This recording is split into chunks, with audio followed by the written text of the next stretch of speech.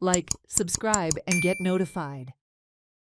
Speaking at the inaugural ceremony of the Goa Book Festival, which opened at Campbell Panjim on 4th February, Chief Minister Pramod Sawant has acknowledged the Portuguese-era first printing machine in Asia, which is with the government printing press. He said that the Goa Book Festival is a golden opportunity for students to benefit from. The Goa Book Festival is 5 festivals in one, Dr. Kiran Thakur explained. खूप चांगल्या पद्धतीने पुस्तकाचा शोध कसा लागलापासून तो पूर्णतः गोव्यामधलं first printing press म्हणजे 1510 या शतकामधलं आजही आपल्या प्रिंटिंग प्रेसमध्ये ते जसं उपलब्ध आहे. फक्त म्हणजे पाहण्यासाठी लोकांना आजही आमचं प्रिंटिंग डिपार्टमेंट ते पाहण्यासाठी देते. त्याची नोंद सरकारने ठेवलेली आहे. काही गोष्टी ज्या चांगल्या केलेल्या आहेत त्याची नोंद सरकारमध्ये आजही तशा पद्धतीने आहे. नॉट ओनली द एक्झिबिशन ज्याला आपण म्हणतो की खूप चांगल्या पद्धतीने मला वाटलं नव्हतं खरं म्हणजे हे एक्झिबिशन एवढ्या मोठ्या प्रमाणात असेल. मी ज्यावेळी आलो तेव्हा तो बघतोय की म्हणजे अवाढव्य मंडप अवाढव्य सेटअप म्हणजे it is not only just the setup.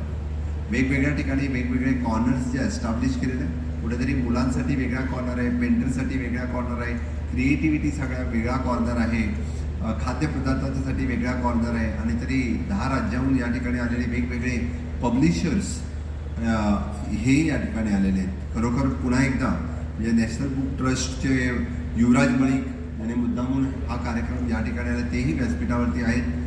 खरोखर मी गोवा सरकारच्या वतीने त्यांचं सगळ्यांचं खूप खूप अभिनंदन करतो की आजच्या ह्या ई युगामध्ये पण लोक पुस्तकं वाचतात का हा माझ्यासमोर एक मोठा प्रश्न होता. पण हे सिद्ध झालं की हो आजही लेखक आहेत आणि त्या म्हणजे आजही वाचक आहेत म्हणून लेखक अशा चांगल्या पद्धतीने पुस्तकं लिहितात आणि पब्लिशर्स ती पब्लिश करतात. त्याचं कधी कधी सांगितलेलं मूळ नाव गोमांचन, गोमांतक, गोपकपट्टम ही नावं आम्ही त्यावेळेला ऐकली. नयन मनोहर समुद्रकिनारे मला आता माहीत नाही पण त्यावेळेला 35 ते 40% क्षेत्रफळ गोव्याचं जे जंगलाने आच्छादित आहे असा गोवा. त्याचबरोबर लेखक, कवी, गायक, संगीतकारांची ही भूमी. बाबा बोरकरांच्या कविता आम्ही मराठीमध्ये शिकलो, त्या वाचल्या. दामोदर मावजो जेव्हा ज्ञानपीठासारखा एक अत्यंत प्रतिष्ठेचा पुरस्कार ज्या व्यक्तींना मिळाला ते या भूमीमधले. एका महोत्सवात 5 उत्सव असणार आहे. हजारो पुस्तके विक्रीसाठी न्याहाळण्यासाठी उपलब्ध असणार आहेत. ती पाहून डोळ्याचेही पारणे फिटेल.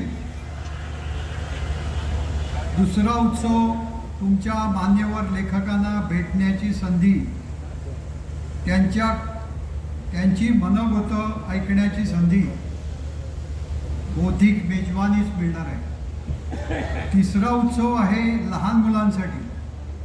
मान्यवरांकडून गोष्टी ऐकण्याची, छोट्यांसाठी करमणुकीतून पुस्तकविषयी आवड निर्माण करण्याची संधी उपलब्ध आहे.